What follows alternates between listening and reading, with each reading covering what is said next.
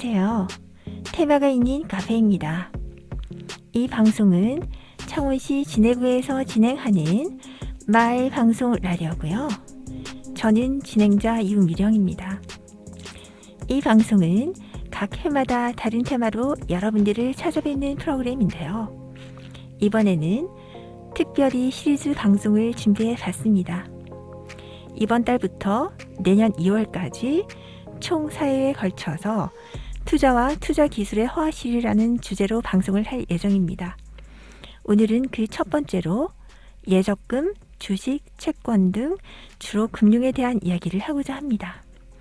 물론 많이 알려진 내용도 있고 그렇지 않은 내용도 있겠지만요. 전문가들의 견해와 기법들이 하루가 다르게 응용되고 발전되는 현상들을 볼 때 많은 사람들의 삶의 절박함을 미뤄 짐작할 수 있었습니다.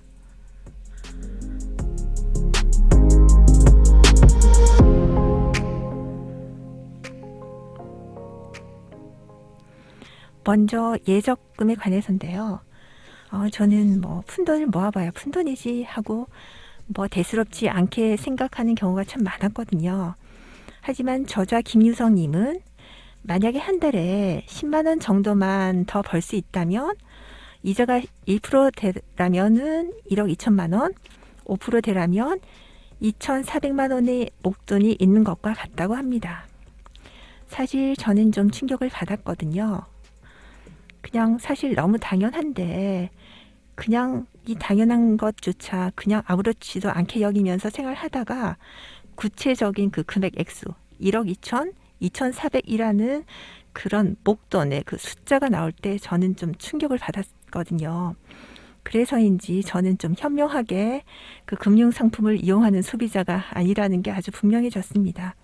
그래서 반성으로 오늘 이 방송을 하게 되는지도 모르겠어요. 우선 적금에 관해서는요. 여러분들 적금 넣으실 때 어떻게 하시나요? 혹시 선납이원이라는 말을 들어보신 적 있으세요? 물론 많이 알려진 방법이기는 하지만 정리 차원에서 소개를 해볼게요. 이 방법으로 하면 분명 적금인데 약속된 이자를 정기예금처럼 받을 수 있다고 하네요. 1대 7대 12의 법칙이라고 하더라고요. 그 방법은 첫 달에 6개월치를 한 번에 납부하고 또 기다렸다가 7개월째는 한 달분을 납부하고 또 5달을 기다립니다. 마지막 달에는요. 여태 내지 않은 5개월 부분을 한꺼번에 납부하는 방법입니다. 이렇게 하면 적금 이자를 정기예금처럼 받을 수 있다고 하는데요. 문제는 그 마지막 5달분이 부담스러울 수가 있죠. 이럴 때 다시 등장하는 꿀팁이 있습니다. 이 적금을 담보로 5개월분을 대출을 받아서 이자를 한 달분만 내고요. 다음 달 적금을 타면 5개월분을 그냥 갚아버리는 겁니다. 그렇게 하면 7개월 돈을 내고 12개월치 정기예금 이자를 받는 겁니다. 이게 정말 기발하죠. 그리고 그 다음으로는요. 적금 풍차 돌리기 방법이 있는데 참 잘 알려진 방법이죠. 말하자면 풍차 돌리듯이 달마다 새로운 적금을 넣는 방법입니다. 1월에 하나 넣고 2월에 또 하나 넣고 이렇게 1년을 계속해서 하면 12개의 적금이 만들어지겠죠. 그렇게 하면 그 다음 해에는 매번 달마다 만기가 돌아오게 하는 방법입니다. 그런데 솔직히 저는 이 방법이 왜 좋은지 모르겠더라고요. 일단 마지막 달에는 12개의 적금을 넣어야 하잖아요. 그 다음해부터 만기가 돌아온다고는 하지만 그냥 하나씩이잖아요. 내년에는 만기가 1개뿐인데 아직도 넣어야 할 적금이 11개가 되잖아요. 물론 그 다음 달부터 10개, 9개, 8개 이렇게 줄어들긴 하지만 돈을 몰라치면 이런 식으로 하면 결국 11월에야 적금이 끝나잖아요. 돈을 몰라치면 만기가 될 때 또 하나를 넣지 않으면 결국 제자리 걸음인 거예요. 그래서 물론 처음에 이제 작은 돈으로 적금을 시작해서 다음 해부터는 돈을 쓰지 않고 정기 예금에 가입할 조건이 되면 그땐 좀 문제가 달라질 수 있겠다는 생각이 드네요. 그 다음 해부터는 적금 11개, 정기예금 1개씩이 되겠네요. 그러면 마지막 달에는 정기예금이 이제 12개가 되는 거고 또 적금이 하나가 되겠죠. 그러면 좀 쏠쏠하다는 생각이 들긴 하네요.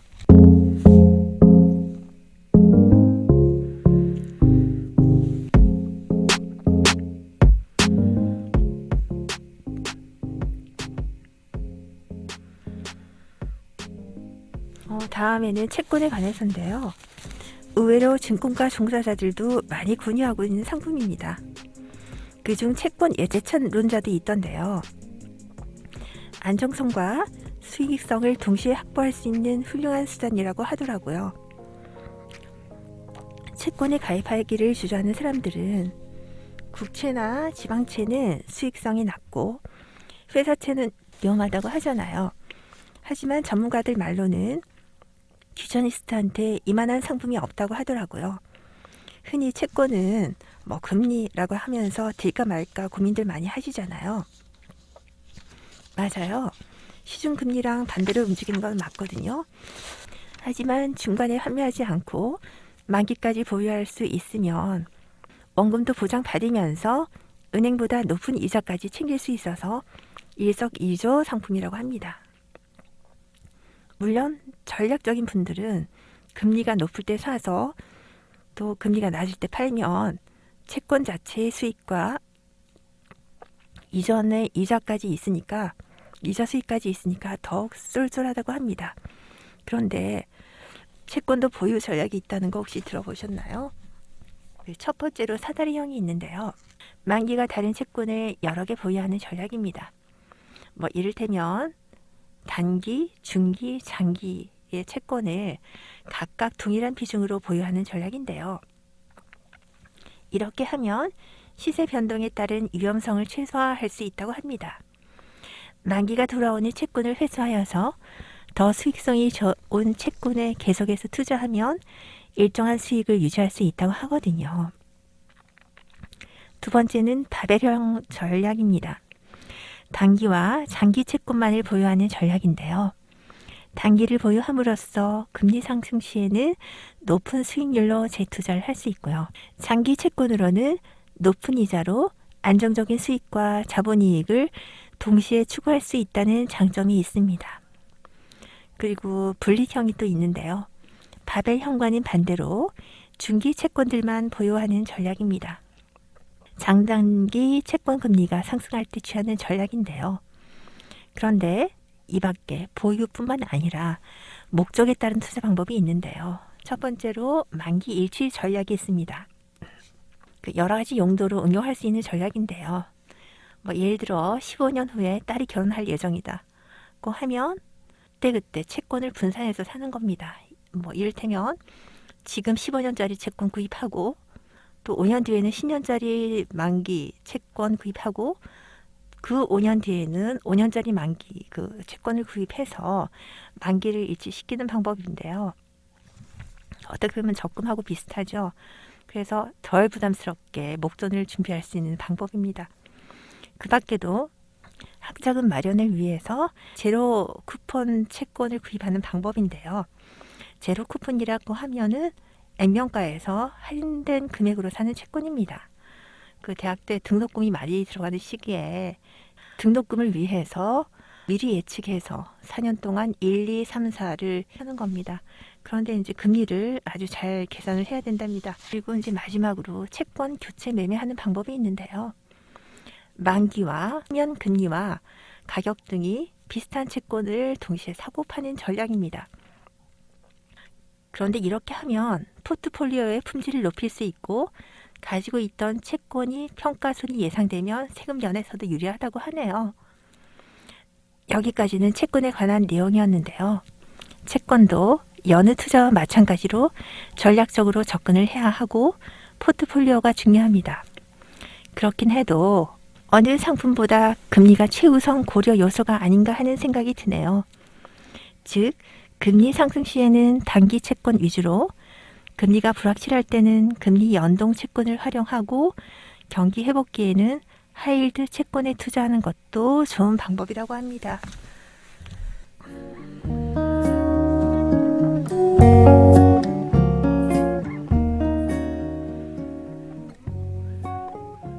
우선 주식에 관해서는 여러 전문가들이 자신의 경험을 토대로 주목할 만한 주장들을 많이 하고 있는데요.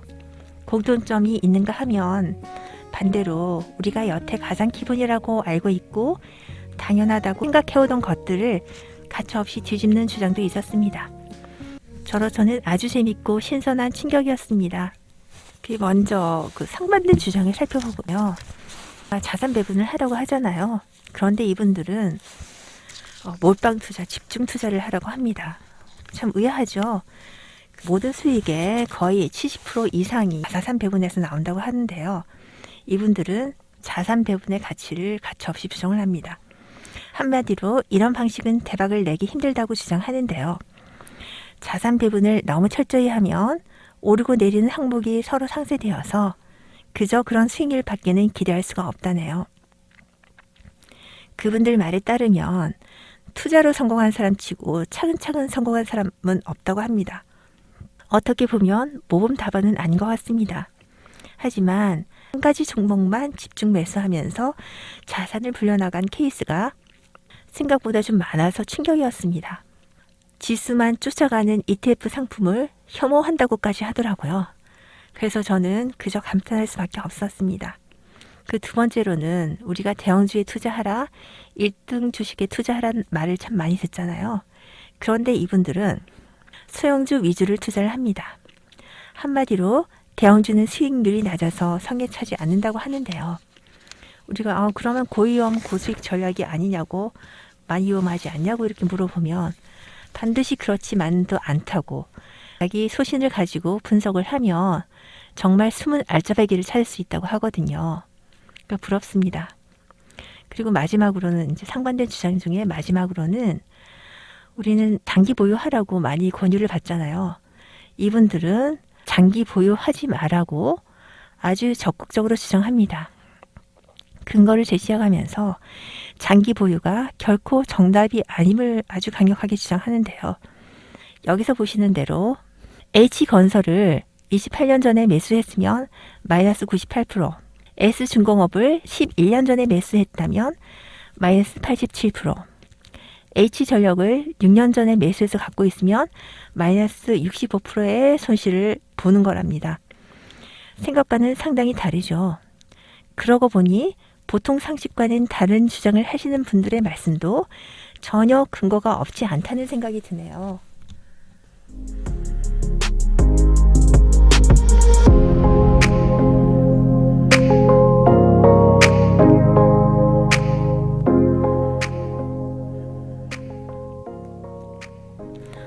하지만 뭐니 해도 가장 많은 분들이 가장 정석으로 설득력 있게 또 믿을 만한 근거를 제시하면서 하는 투자법이 가장 안전하면서도 활용도가 높지 않을까요?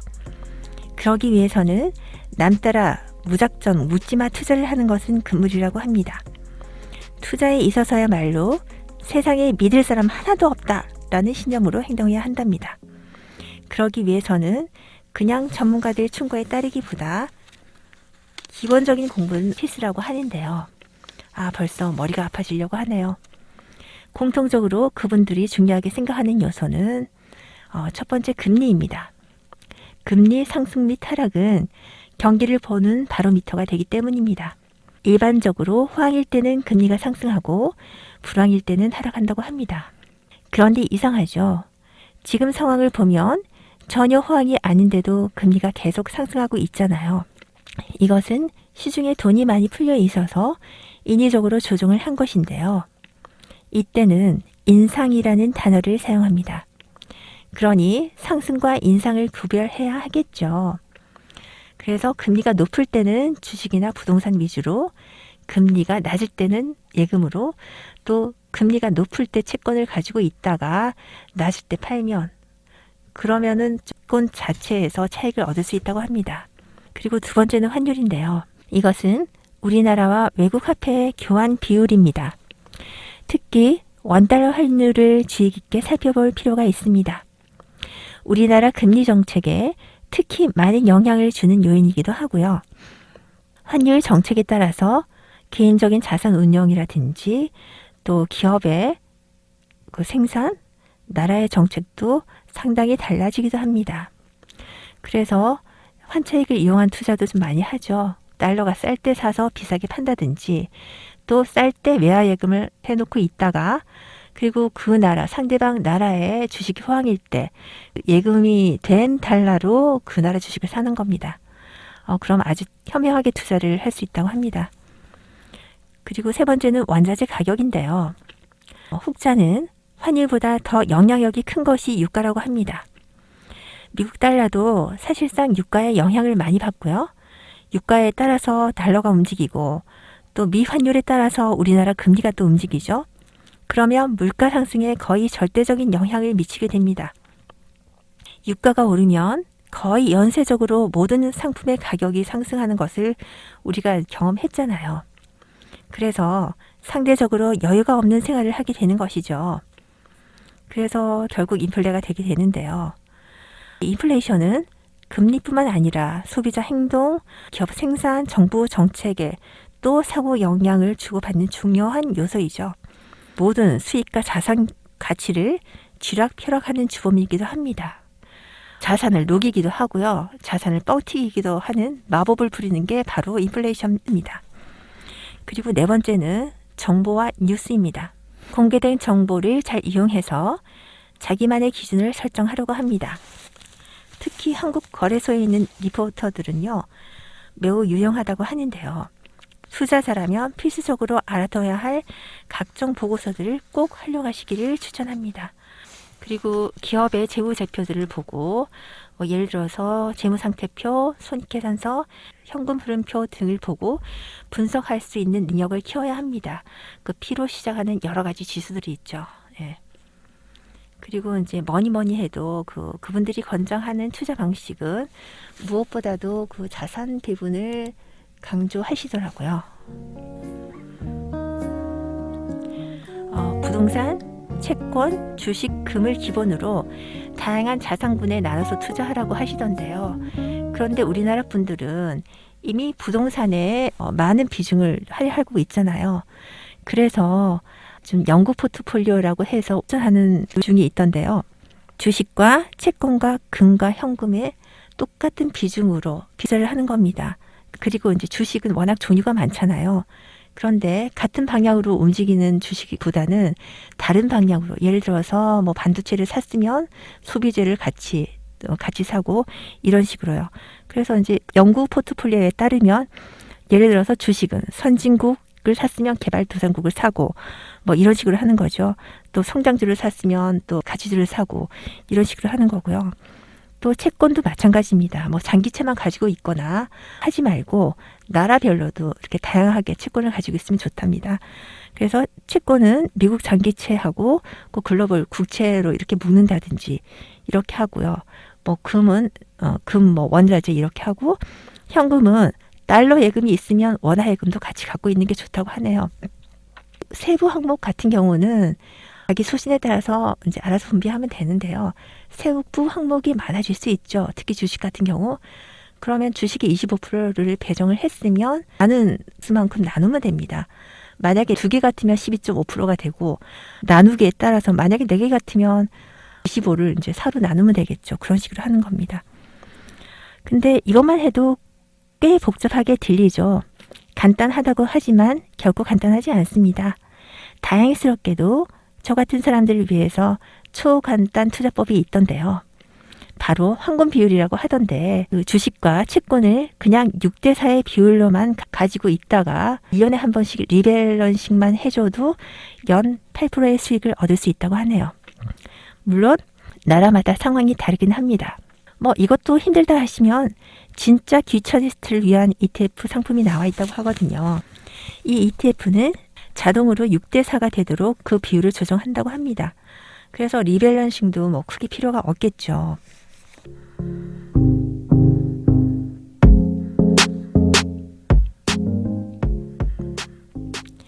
지금까지 투자와 투자 기술의 허화실, 금융편에 대한 이야기를 나누어 봤는데요. 미흡한 점이 많았죠. 인정합니다. 특히 오늘 녹음은 제가 목 상태가 좋지 않아서 몇 번이나 이렇게 중지를 했다가 중간에 물도 마셔가며 기침을 해가며 아주 좀 이게 만족스럽지 못했는데요. 여러분들 이해해 주시리라고 믿습니다. 그럴 수밖에 없잖아요, 사실. 그리고 그 많은 내용을 이 자리에서 다 하기는 좀 버겁다고 해야 할까요? 사실 그래서 잘 알려진 내용보다 그것과는 상반된 주장을 실어오는데 좀 더 비중을 많이 하려 했습니다. 핑계일 수도 있지만요. 저 정말 공부 열심히 했거든요. 이 방송을 위해서 메모만 거의 160페이지가 넘었어요. 그 노트 4개 분량이 되던데요. 어쨌든 끝까지 들어주신 청취자 여러분께 감사드리며 오늘 방송을 마무리하겠습니다. 다음은 부동산에 관한 이야기를 할 예정인데요. 많은 기대와 응원 부탁드립니다. 지금까지 테마가 있는 카페 지킴이 유미령이었습니다. 여러분 모두 멋진 나날, 행복한 나날, 아름다운 나날 되세요. 사랑합니다.